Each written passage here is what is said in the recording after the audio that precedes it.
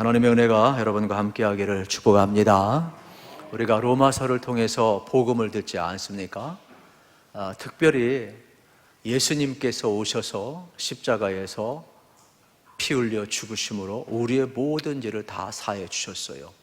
그리고 우리가 그 은혜를 믿는 자마다 의로워지고, 우리가 이 신층이 특별히 믿음으로만 의로워지는 복음을 통해서 우리가 함께 구원을 받았습니다. 특별히 이 구원받은 복음을 받은 사람들은 어떤 은혜를 누리느냐, 두 가지 은혜를 누린다 그랬어요. 첫째는 하나님과 화평한 은혜를 누린다 그랬어요. 그리고 두 번째는 잃어버린 하나님의 형상을 되찾고 또 회복해 가기까지 우리가 소망하고 출고하며 그 은혜의 보좌 앞에 담대히 나아간다고 말씀을 드렸습니다. 그러면 우리가 복음을 듣고 하나님의 은혜로 구원을 받았고 믿음으로 구원을 받았는데, 우리 하나님의 자녀가 되었는데 여기까지 우리가 한 일은 아무것도 없어요. 그러다 보면 신앙생활이라는 것이 무엇인가? 전부 다 하나님이 하셨어요. 전부 다 예수님이 하셨어요. 전부 다 은혜로 우리가 구원을 받았어요. 그러다 보니까 우리가 이 복음에 대해서 오해를 하는 실수를 범할 수도 있음을 발견하게 되는 것입니다. 그러면 로마서 6장부터 8장까지는 구원받은 성도는 어떠한 삶을 살아야 되느냐? 한마디로 성화의 삶을 살라고 이야기를 하고 있어요.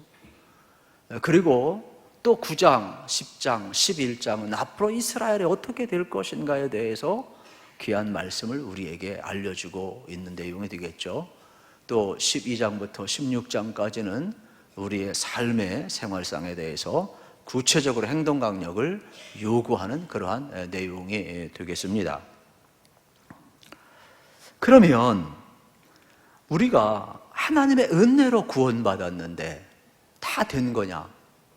믿음으로 말미암아 의로워졌는데 다 된 거냐? 우리가 구원받기까지 우리가 한 일은 아무것도 없으니까 앞으로 살아가는 것도 그냥 가만히 있으면 되느냐? 그게 아니라는 거예요. 6장부터 8장까지는 은혜로 구원받았으니까 은혜 안에 살라라는 거예요. 죄에서 떠났으니까 죄에서 벗어난 삶을 살라는 거예요. 그걸 한마디로 성화의 삶을 이야기하고 있음을 발견하게 되는 내용이 되겠지요. 우리는 점점 하나님을 닮아가고 점점 거룩해져야 된다라고 말씀하고 있음을 발견하게 되는 것입니다. 오늘 우리의 삶의 자리, 여러분 어떻습니까? 정말로 은혜가 지배합니까? 죄가 지배합니까? 우리는 분명히 하나님의 은혜를 받았고 죄에서 벗어났고 죄 용상을 받았고 하나님의 자녀가 되었어요. 그런데 우리의 삶을 뒤돌아보면 쓰러지고 넘어지고 또 회개하고 또 일어나고 다람쥐 쳇바퀴 돌듯이 계속 반복되는 삶을 우리가 살아가고 있음을 보게 되는 겁니다. 이러한 우리를 향하여 오늘 본문은 뭐라고 이야기하느냐? 너희는 죄에 대해 죽은 자요, 너희는 의에 대해 산 자요, 너희는 그리스도와 함께 죽고 그리스도와 함께 산 자로 여길지어다 말씀하시면서 이제부터는 너희는 어떤 삶을 사느냐? 죄와 싸우라는 거예요.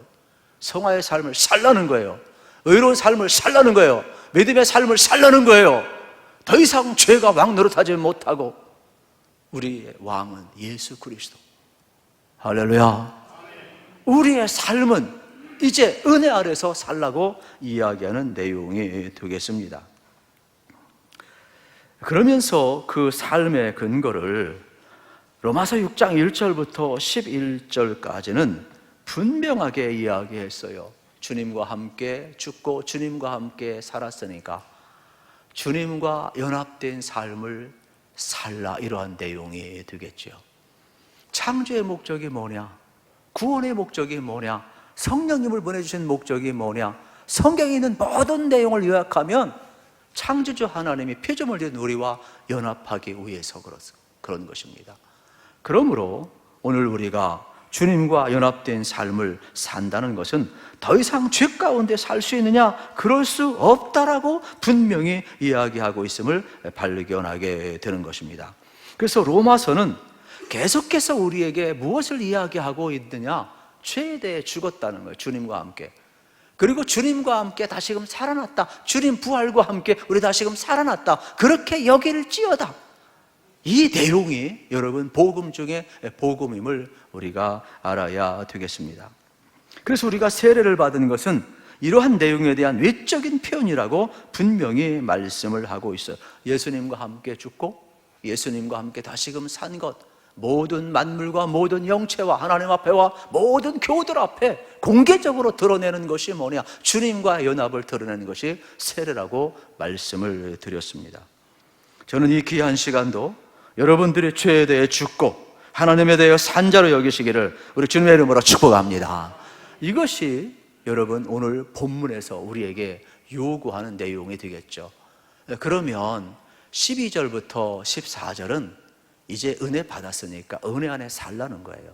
구원 받았으니까 이제 죄에서 떠난 삶을 살라는 거예요.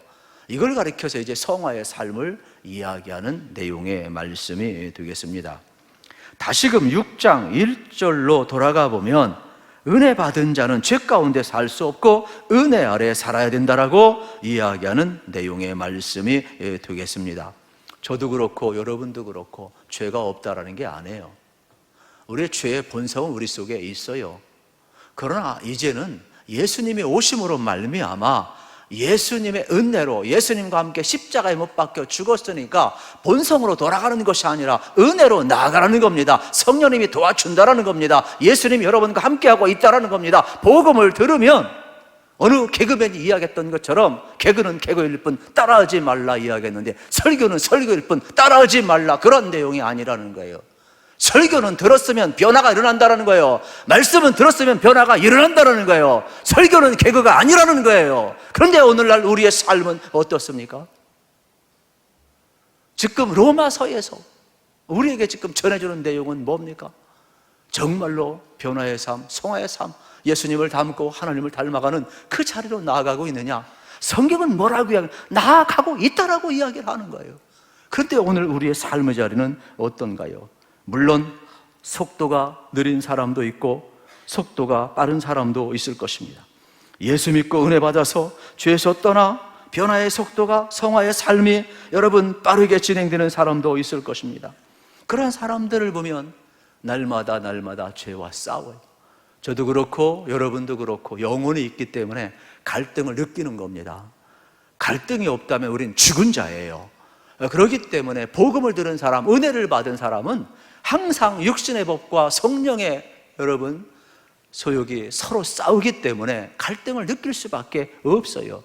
그때마다 성경은 뭐라고 이야기하나? 예수님이 이겼대요. 여러분도 이길 줄로 믿으시고 믿음으로 선포하시기를 축복합니다. 그래서 날마다 우리는 뭐냐? 나는 연약하지만은 내가 예수님과 함께 죽었습니다. 나는 예수님과 함께 살았습니다. 그러므로 나의 주인은 마귀가 아니라 나의 주인은 예수 그리스도입니다. 날마다 선포하며 나의 신분의 변화를 선포하는 거예요. 왜요? 신분의 변화를 인식하고 선포해야만이 삶의 변화가 일어나기 때문에 그런 거예요. 그래서 우리는 예수의 사람임을 선포할 때마다 삶의 변화는 성령님이 도와줄 줄로 믿습니다. 저는 여러분들이 정말로 피 흘리기까지 죄와 싸워 이기시기를 우리 주님의 이름으로 축복합니다. 지난주 15일 날 우리 교회에서는 제2 남선교회에서 짱믿음 선교대회가 있었어요. 그래서 아침 7시 30분에 철원 이제 백마고지를 우리가 다녀왔습니다. 거기에 가보면 6.25 때 여러분 그 전쟁한 그 백마고지 그 기념탑도 볼 수 있고 또 우리가 또 전방을 바라보면서 또 그 백마고지를 우리가 볼 수가 있게 되겠습니다. 저는 많은 생각을 했어요. 1952년이 되겠죠. 10월 초에 열흘간 거기에서 전투가 벌어졌습니다. 우리나라 역사를 공부한 사람들은 다 알지만 가장 치열한 전투 가운데 하나가 되겠죠. 그래서 중공군이 이제 북한군과 함께 밀고 들어와서 치열한 전투가 이루어지게 되죠. 그 철원 평화에는 우리 국군이 있고 유엔군이 있고 미군이 다 자리를 잡고 있습니다. 그래서 이 백마고지는 395고지밖에 안 되기 때문에 어떻게 보면은 얕은 그냥 동네 야산과 같아요. 그러나 그 북쪽에 뒤에 있는 오성산은 이 1000m가 되는 높은 고지예요. 그렇기 때문에 뒤에 오송산이 있고 그 앞에 백마고지가 있는데 거기를 빼앗기면 우리나라 국군들과 유엔군과 미군들은 완전히 전멸되고 그 앞에 있던 모든 군사 기지들은 그냥 한순간에 점령을 당할 수밖에 없는 그러한 위치에 북한의 입장에서는 이 철원의 평화를 바라보는 곡창지대이지만은 그 당시는 생존이 달린 우리 민족의 운명이 달린 그러한 지역이 되겠지요. 그런데 그 기록에 보면은 여러분 우리도 현장에 가보았지만은 이게 열흘간의 전투에서 있잖아요. 얼마나 치열하게 싸웠던지 주인이 12번 바뀌었어요. 그래서 낮에는 어떻습니까? 우리 대한민국 국군과 또 미군, 유엔군이 점령을 하게 되죠. 근데 밤에는 또 북한군이 중공군을 앞세워가지고 인외 전술로 밀고 들어오는데 우리나라 병력은 구사단이 보병사단이 거기 있었지만은 너무나 열악해요. 그래서 3배 이상의 북한군 또 중공군이 밀고 들어왔기 때문에 감당을 할 수가 없는 거예요. 근데 목숨을 걸고 수없이 전쟁을 치르고 주인이 여러분 열흘간에 12번이나 바뀌었다니까요. 그럼 어떻게 이겼느냐? 목숨을 걸고 싸웠죠. 참 그 기록에 보면 재미난데 이 중공군은요, 이 밤에는 안 보이잖아요. 그러면 이제 어떻게 됩니까? 백병 전투를 할 수밖에 없거든요. 그러면은 우리나라 군인은 그 당시 머리가 길었대요. 중공군 머리가 빡빡머리라는 거예요. 한 손에는 검을 들고 어떻게 합니까? 한 손에는 머리채를 잡는 거예요. 그래가지고 빡빡이면 찌르고 머리가 좀 잡히면 국군인 줄 알고 보이지 않으니까 백병전을 그렇게 하는 겁니다. 그래서 수많은 그 열쇠를 물론 하나님의 은혜가 있고 여러분 주변에 또 포병사단 미군이 도와주고 또 유엔군 또 이제 공군력을 동원해서 병력의 3분의 1도 안 되는 그 열쇠를 잘 극복을 해서 참 어렵게 하나님의 은혜로 여러분 이제 승리를 하게 되어서 이제 우리가 그 지역을 차지하게 된 것 아니겠습니까? 저는 그런 생각을 해보았어요. 제가 이제 점심 식사를 하고 일찍 와서 사무실에 앉아서 한 6시간을 제가 사무실에 앉아 있었거든요. 근데 그게 계속 생각이 나는 거예요. 생각이 나는 거예요. 근데 그 기념탑에 가보면 이렇게 기도손이 있어요. 기도손. 목숨을 걸고 하나님 앞에 기도하면서 싸웠던 그 전투의 현장이고 나라를 지키기 위해서 목숨을 걸고 이렇게 피 흘려 싸웠던 거죠. 신앙이 뭐냐? 그런 거예요. 신앙은요, 우리가 분명히 예수님과 함께 죽었어요. 예수님과 함께 살았어요. 그러나 여러분 이거 알으셔야 돼요. 여러분 우리 속에 여러분 죄가 죽은 게 아니라니까요. 죄는 살아있어요. 본능은 살아있어요. 내가 죽어야 되는데 내가 죽지 아니하니까 예수님과 연합되지 아니하니까 언제든지 어떻게 됩니까? 낮에는 은혜 받을 때에는 우리가 승리를 하지만은 밤에는 중공군이 밀고 들어와서 다시금 그 고지를 점령하는 것처럼 여러분 우리를 어떻게 합니까? 죄가 지배할 때가 많다라는 겁니다. 그러므로 여러분 잊지 마십시오. 여러분이 예수 믿고 구원받았어도 여러분 안에 죄의 본성이 사라진 것이 아니에요. 언제든지 마귀는 여러분의 죄의 본성을 청동질해서 자기가 왕노릇 하려고 하는데 여러분이 믿으셔야 됩니다. 내 안에 더 이상 사단은 죄는 왕노릇하지 못할 줄로 믿으시기를 축복합니다. 그렇기 때문에 우리 속에 죄가 없어진 것이 아님을 여러분이 잘 기억하셔서 다시 한번 우리 자신을 어떻게 해야 되느냐? 의에 병결되고 죄와 싸워야 됨을 발견하게 됩니다. 이것이 신앙이고 성화의 삶이라고 이야기를 합니다. 그래서 로마서 8장 28절에 보면 구원의 4단계를 이렇게 표현합니다. 우리가 알거니와 하나님을 사랑하는 자 곧 그의 뜻대로 부르심을 입은 자들에게는 모든 것이 합력하여 선을 이룬다라는 거예요. 더 놀라운 사실은 뭐냐? 로마서 8장 29절 30절에 보면 이러한 내용이 나와요. 하나님이 미리 아신 자들을 또한 그 아들의 형상을 본받게 하기 위하여 미리 정하셨으니 이는 그로 많은 형제 중에서 맏아들이 되게 하려 하심이니라. 하나님이 미리 아신 자들 예수 그리스도 안에 부르시고 30절에 보면 또 이러한 내용이 나와요. 또 미리 정하신 그들을 또한 부르시고, 보세요, 미리 정하신 그들을 또한 부르시고, 우리가 먼저 예수 그리스도 안에서 부름을 받고 구원받았지만 아직 구원받지 못한 사람 또 하나님이 부르신다라는 거예요. 그러므로 여러분을 통하여서 여러분 구원의 역사가 계속 일어난다는 것을 믿으시기를 축복합니다. 그래서 구원의 단계는, 첫째는 하나님은 예수님 안에서 미리 예시하신 자를 부르는 겁니다. 그리고 부르신 자들을 믿게 하시는 겁니다. 그리고 세 번째는 의롭게 하시는 겁니다. 그리고 네 번째는 반드시 우리를 영화롭게 하십니다. 그런데 우리가 이 땅에 있는 동안에 어떠한 과정을 거쳐야 되느냐, 참 이렇게 표현해서는 어떤지 모르겠지만은 성화의 과정을 거치면서 이 길을 걸어간다라고 우리가 볼 수가 있게 되겠습니다. 그러므로 예수 믿는 삶은 가만히 있는 삶이 아니라 여러분 성화의 삶을 살아야 된다. 특별히 백마고지 전투처럼, 어떤 백병전처럼 죄와 피 흘려 싸우기까지 싸워야 된다. 성도는 이러한 삶을 살아야 된다라고 이야기하고 있음을 발견하게 됩니다. 그래서 12절 말씀을 여러분들이 잘 기억했으면 좋겠습니다. 함께 읽겠습니다. 그러므로 너희는 죄가 너희 죽을 몸을 지배하지 못하게 하며 몸의 사욕에 순종하지 말고. 아멘. 그러므로가 참 중요한 접속사예요. 1절부터 11절 뭐라고 그랬어요? 우리가 은혜 아래서 예수님과 함께 죄에 대해 죽고 예수님과 함께 부활하고 살았다 그랬어요. 그러므로 이제는 죄에 대해 죽은 자로 여기고 하나님께 대한 산 자로 여길지어다. 그러므로 이제는 더 이상 우리 몸을 어떻게 한다고요?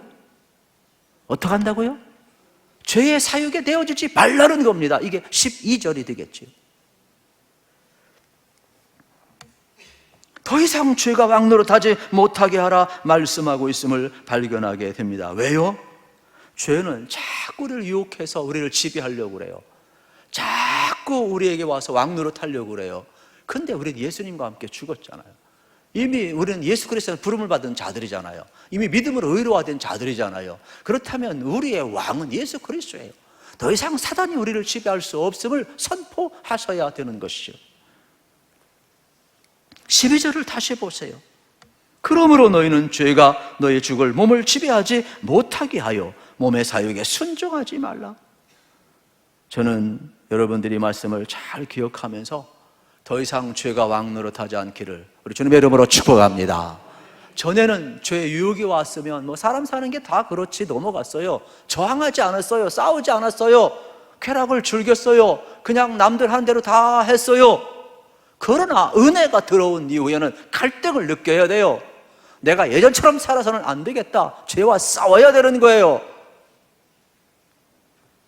저항하라는 거예요. 여기서 사욕은 욕심, 욕망을 의미합니다. 죄는 우리 속에 욕심, 욕망을 여러분 심어주어서 우리를 지배하려고 해요. 이 사단은 영물이기 때문에 우리 약점을 너무너무 잘 알아요.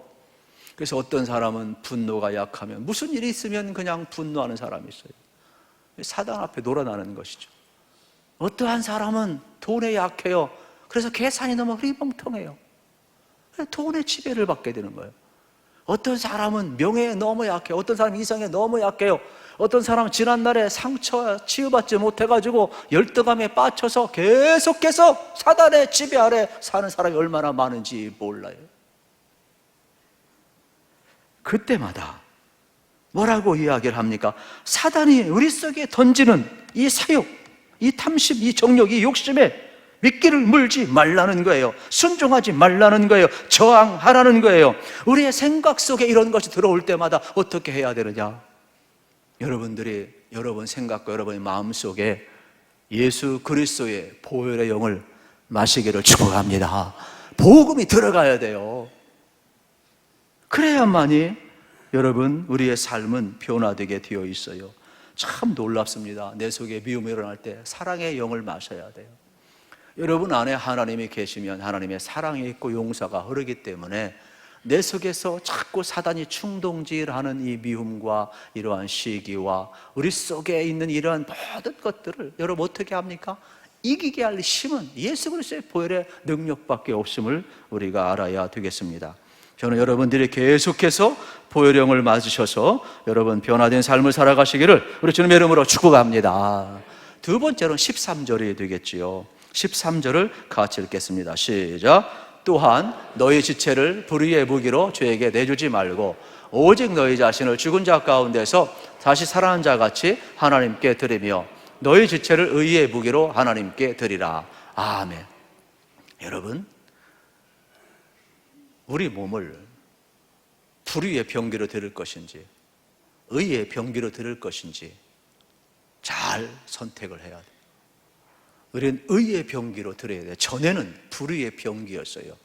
우리의 입, 우리의 손, 우리의 발, 우리의 모든 것들, 여러분 죄가 하자는 대로 다 불의의 병기로 들었어요. 그래서 우리의 입으로 험담하고 저주하고 한 입으로 찬성하면서도 한 입으로 험담하고 저주했어요. 우리의 손으로 어떻게 했습니까? 소매치기도 하고 여러분 복 했다라는 게 아니에요.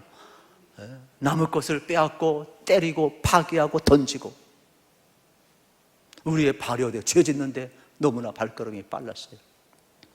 그러나 주님과 함께 죽고 주님과 함께 산 자는 이제 우리의 입을 의의 병기로 들이소서.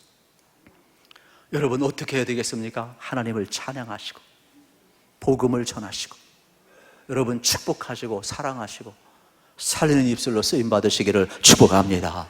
우리의 손길도 어떻게 해야 됩니까? 보듬어주고 격려하고 감싸주고 섬기고 축복하고 연약한 자 이렇게 세워주고 우리의 발걸음도 복음을 전하는 아름다운 발걸음이 되어야 되지 않겠어요? 더 이상 우리를 지배하는 것이 죄가 아니라 의라는 겁니다. 그러므로 여러분의 몸을 뭐라고 그래요? 불의의 병기가 아니라 의의 병기로 드리라고 하나님은 우리에게 말씀하고 있음을 발견하게 되는 것입니다. 저는 이 은혜가 여러분 가운데 일어나기를 우리 주님의 이름으로 축복합니다. 세 번째로는 14절 말씀이 되겠죠. 같이 한번 읽겠습니다.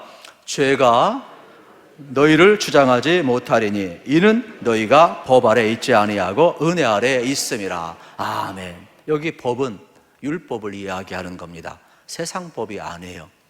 우리는 전에는 율법 아래 있었지만은 이제는 은혜의 법 아래 있다라고 이야기를 하고 있음을 발견하게 되는 것입니다.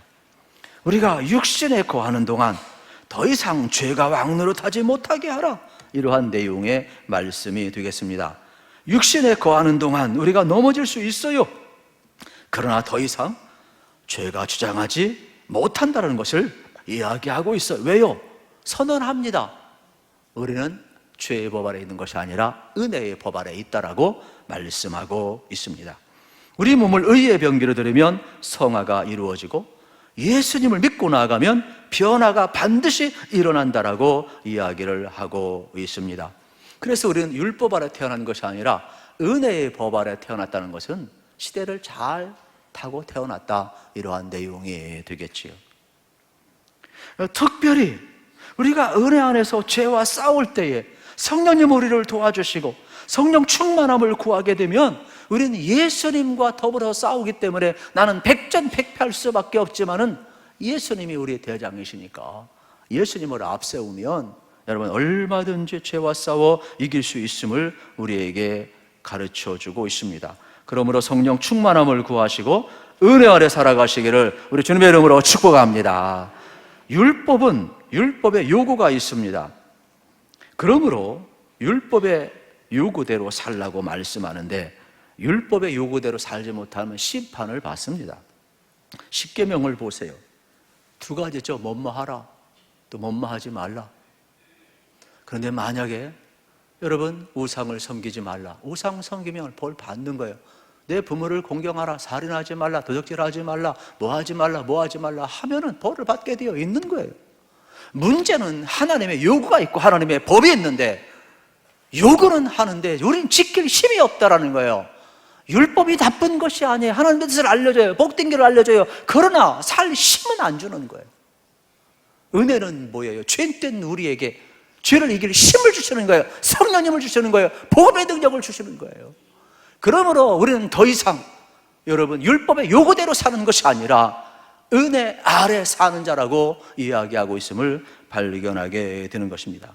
구약 시대를 보세요. 모세 시대 율법을 받았습니다.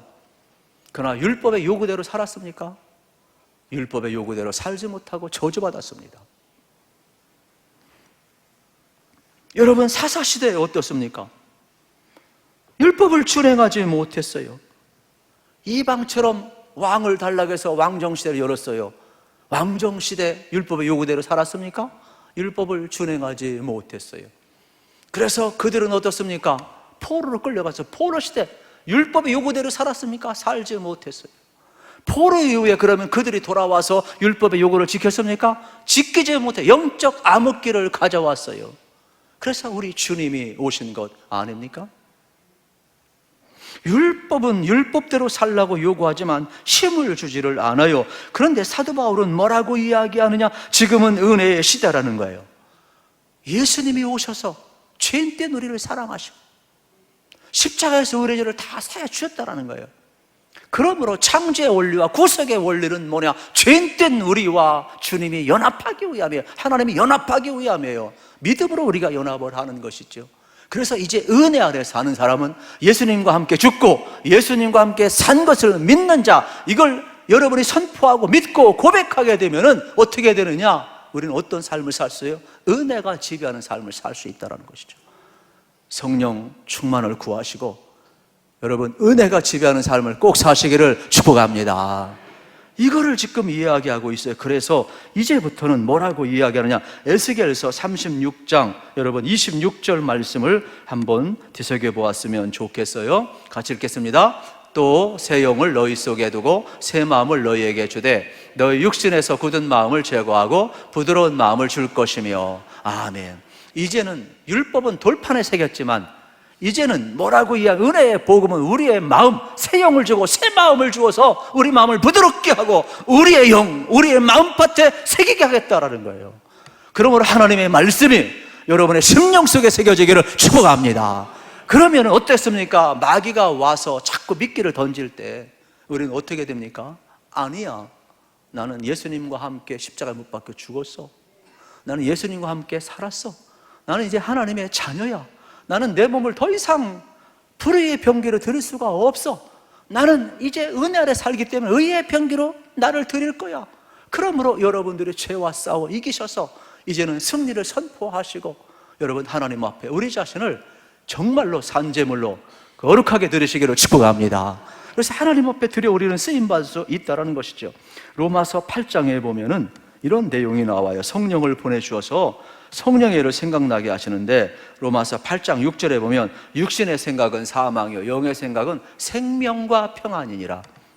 저는 여러분들이 육신의 생각을 죽이시고 영의 생각, 생명과 평안이 임하기를 우리 주님의 이름으로 축복합니다. 오늘날 하나님께서는 우리들에게 새 마음, 새 영을 부어주시고 또 우리가 예수님을 잘 믿을 수 있도록 은혜도 주시고 성령도 부어주고 있어요. 그러므로 이제 여러분 자신을 선택을 하셔야 되겠습니다. 여러분 주인은 더 이상 마귀가 아니에요. 예수 그리스도가 여러분의 주 되심을 믿고 선포하시기를 축복합니다. 죄에 대해 죽었어요. 이제는 의에 대해 산 자로 여기시고 믿음으로 연합하시고 성령의 도움을 구하셔서 여러분의 거룩한 삶, 성화의 삶 살아가시기를 축복합니다. 오늘날 우리가 범죄하는 이유는 뭐냐? 모든 사람들이 추구하는 행복을 인생의 목표로 정하기 때문에 범죄하는 거예요. 여러분 어떻게 모든 사람이 추구하는 행복이 인생의 목표가 될 수 있습니까? 그러다 보니까 세상 사람과 예수 믿는 사람과 가치관이 아무것도 다르지 않아요. 교회 안에 사는 사람과 교회 밖에 사는 사람, 예수 믿는 사람과 예수 안 믿는 사람. 왜요? 똑같은 행복을 추구하니까 어떻게든 나의 행복을 느끼면 됐다라고 생각을 하는 거예요. 그러다 보니까 너무나도 마귀가 미끼를 들 때 다 무너질 수밖에 없어요. 탐심 앞에 다 무너질 수밖에 없어요. 우리 그리스도인들은 죄에 대해 짓고 의에 대해 산자로 여길지어다 그랬어요. 그러므로 행복을 넘어서 우리는 하나님을 닮아가는 주님과 연합한 성화의 삶, 거룩함이 우리의 목표가 되어가고 성령님이 도와주실 것을 믿으셔서 죄와 피 흘려 싸우시고 이기시기를 우리 주님의 이름으로 축복합니다.